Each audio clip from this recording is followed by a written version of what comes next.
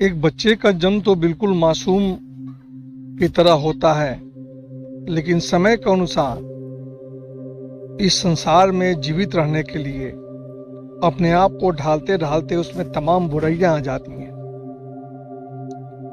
यही बात नौकरी में भी साबित होती है। एक व्यक्ति ऑफिस में बिल्कुल इनोसेंट प्रवेश करता है, लेकिन स्वयं को ढालने के लिए और सरवाइव करने के लिए अनगिनत बुराइयां उसमें आ जाती हैं। तो इसी पे ये एक व्यंग्यात्मक कहानी है, एक दफ्तर का धार्मिक भेड़िया।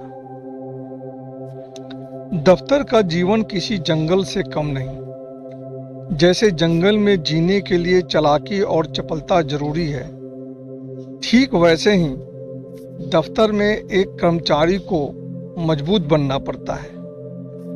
दफ्तर के कायदे कानून एक हिरण को भी भेड़िया बनने को बाध्य कर देते हैं, लेकिन एक भेड़िया होकर भी कोई धार्मिक रह सकता है क्या?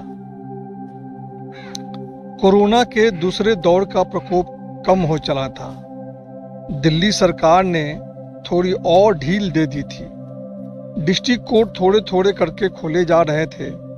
मित्तल साहब का एक मैटर 30 हजारी कोर्ट में लगा हुआ था। जज साहब भी छुट्टी पे थे। उनके कोर्ट मास्टर को कोरोना हो गया था, लिहाजा कोर्ट से तारीख लेकर टी कैंटीन में चले गए। सोचा चाय के साथ साथ मित्रों से भी मुलाकात हो जाएगी। वहां पे उनके मित्र चावला साहब भी मिल गए। दोनों मित्र चाय की चुस्की लेने लगे। बातों बातों का सिलसिला शुरू हो गया। चावला साहब ने कहा, अब तो ऐसा महसूस हो रहा है जैसे कि वो जीव हैं और चारों तरफ दांतों से घिरे हुए हैं। बड़ा संभल के रहना पड़ रहा है। थोड़ा सा बेफिक्र हुए नहीं कि दांतों से कुचल दिए जाओगे। मित्तल साहब को बड़ा आश्चर्य हुआ। इतने मजबूत और दृढ़ निश्चयी व्यक्ति के मुख से ऐसी निराशाजनक बातें, उम्मीद के बिल्कुल प्रतिकूल। कम से कम चावला साहब के मुख से तो ऐसी बातों की उम्मीद बिल्कुल नहीं थी। मित्तल साहब ने थोड़ा आश्चर्यचकित होकर पूछा, क्या हो गया चावला साहब? ऐसी नाउम्मीदी की बातें क्यों? बुरे वक्त का दौर चल रहा है। बुरे वक्त की एक अच्छी बात यह भी है कि इसको भी तो एक दिन गुजर ही जाना होता है। बस थोड़े से ही वक्त की तो बात है।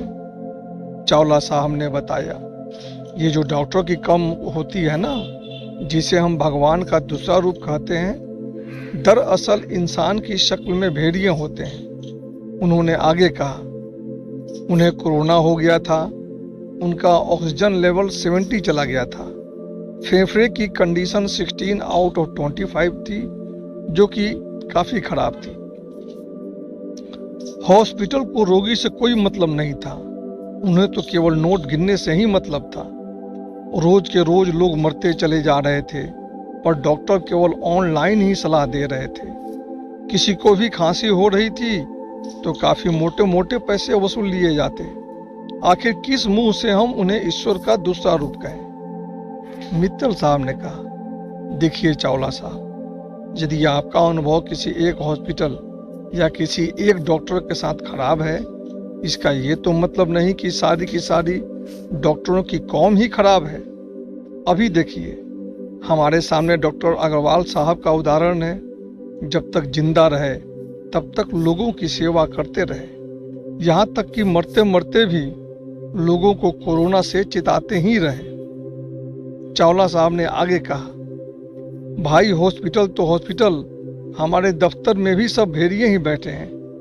किसी को यह फिक्र नहीं कि चावला साहब मौत के मुंह से लड़कर आए हैं, थोड़ी सहायता कर दे। चाहे जूनियर हो, स्टेनोग्राफर हो, क्लर्क हो या क्लाइंट हो, मुंह पर तो सब मीठी मीठी बातें करते हैं, पर सबको अपनी अपनी ही पड़ी है। सबको अपने से ही मतलब है। कभी कभी तो मुझे मौत से भय लगने लगता है। मित्तल साहब बोले, भाई हम वकीलों की जमात भी कौन सी अच्छी है। हमारे सामने जो भी क्लाइंट आता है वो अपनी परेशानी ही लेकर आता है। उसके लिए परेशानी का मौका हमारे लिए कमाने का मौका है। हम कौन संत सा व्यवहार करते हैं? चावला साहब ने बीच में ही टोकते हुए कहा, लेकिन हम तो मौत के बाद भी सौदा तो नहीं करते। हमारे केस में यदि कोई क्लाइंट लूट भी जाता है फिर भी वो जिंदा तो रहता है, कम से कम फिर कमा तो सकता है। मित्तल साहब ने कहा, भाई यदि किसी का खून चूस चूस के छोड़ भी दिया तो क्या बचा। इससे तो अच्छा यही है कि जिंदा लाश ना बनकर कोई मर ही जाए। और रोज रोज मुर्दा लाशें देखकर डॉक्टरों को तो ऐसे ही निर्दयी बनना पड़ता है। आप ही बताइए, अगर डॉक्टर मरीज से प्यार करने लगे तो शरीर का चीर फाड़ कैसे कर पाएंगे। शमशान का कर्मचारी लाशों को जलाकर ही अपनी जीविका चलाता है। किसी की मृत्यु उसके लिए मौका प्रदान करती है पैसे कमाने का। एक शेर गाय से दोस्ती तो नहीं कर सकता।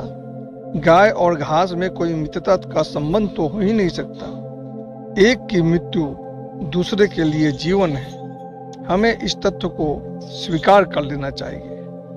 चावला साहब ने आगे कहा, ठीक है, डॉक्टरों की बात छोड़िए, कोर्ट को ही देख लीजिए। एक स्टाफ को कोरोना हो जाए तो पूरे कोर्ट की छुट्टी, पर यदि वकील साहब को कोरोना हुआ है तो 1 सप्ताह की डेट ऐसे देते हैं जैसे कि एहसान कर रहे हों। और तो और दफ्तर के सारे कर्मचारी को अपनी ही पड़ी है। चावला साहब कैसे हैं इसकी चिंता किसी को नहीं। अपने भी पराये हो गए। जिन्हें मैं अपना समझता था सबने दूरी बना ली, जैसे कि मैं कोई अछूत हूं। कभी कभी तो मुझे जीवन से भय लगने लगता है। मित्तल साहब समझ गए कि कोरोना के समय में अपनी व्यक्तिगत बुरे अनुभव के कारण चावला साहब काफी निराश हो गए हैं। उन्होंने चावला साहब को समझाते हुए कहा, देखिए चावला साहब, जीवन तो संघर्ष का ही नाम है। जो चले गए वो चले गए, हम तो जंगल में ही जी रहे हैं। जीवन जंगल के नियमों के अनुसार ही चलता है। जो समर्थवान है वो जीता है। चावला साहब ने कहा, लेकिन नैतिकता भी तो किसी चिड़िया का नाम है। मित्तल साहब ने कहा, भाई नैतिकता तो हमें तभी दिखाई पड़ती है जब हम विपत्ति में पड़ते हैं। जब औरों पे दुख आता है तो हम कौन सा नैतिकता का पालन कर लेते हैं। कौन सा व्यक्ति है जो ज्यादा से ज्यादा पैसा नहीं कमाना चाहता है। पैसा कमाने में हम कौन सा नैतिक रह पाते हैं। जब ट्रैफिक सिग्नल पर काफी गर्मी में भी कोई लंगड़ा आकर पैसे मांगता है तो हम कौन सा पैसा दे देते हैं। हमारे दफ्तर में यदि कोई स्टाफ बीमार पड़ जाता है तो हमें कौन सी दया आती है। क्या हम उनका पैसा काट नहीं लेते। कम से कम इस तरह की हरकत डॉक्टर तो नहीं करते। चावला साहब, पर कुछ डॉक्टर तो किडनी भी निकाल लेते हैं। मित्तल साहब, हाँ, पर कुछ ही। पकड़े जाने पर सजा भी तो होती है। जो क्राइम करते हैं तो सजा भी भुगतते हैं, चाहे डॉक्टर हो, वकील हो या कि दफ्तर का कोई कर्मचारी। यदि ये दुनिया जंगल है तो जीने के लिए भेड़िया बनना ही पड़ता है। ये जो कोर्ट, स्टाफ, डॉक्टर, दफ्तर के लोग आपको भेड़िए दिखाई पड़ते हैं, केवल वो ही नहीं अपितु आप और मैं भी भेड़िए हैं। ये भेड़ियापन जीने के लिए जरूरी है। हाँ, अब ये स्वयं पर निर्भर करता है कि आप एक अच्छा भेड़िया बनकर रहते हैं, क्या कि सिर्फ भेड़िया। चावला साहब के होठों पे व्यंग्यात्मक मुस्कान खेलने लगी। उन्होंने उसी लहजे में मित्तल साहब से कहा, अच्छा मित्तल साहब, यदि कोई धार्मिक भेड़िया को जानते हैं तो जरा बताइए। मित्तल साहब सोचने की मुद्रा में आ गए। उत्तर नहीं मिल रहा था।